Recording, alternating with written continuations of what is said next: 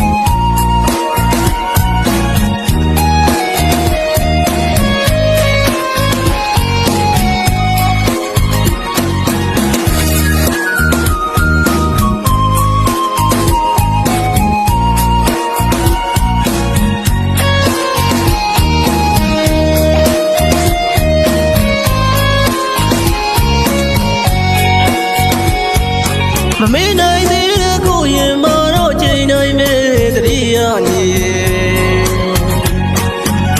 ကိုရုံးရောက်ဝင်းနေပြီမဲ့ခိုင်မြဲသောသစ္စာတွေကမပြေကျင်းမြေတွေဘလောက်ပဲချာချာကိုရင်နဲ့မမင်းမြဲရှိတယ်စိတ်ချလို့ယုံကြည်လိုက်ပဲကိုနှလုံးသားကိုမင်းတယောက်အတွက်သိလို့ထားခဲ့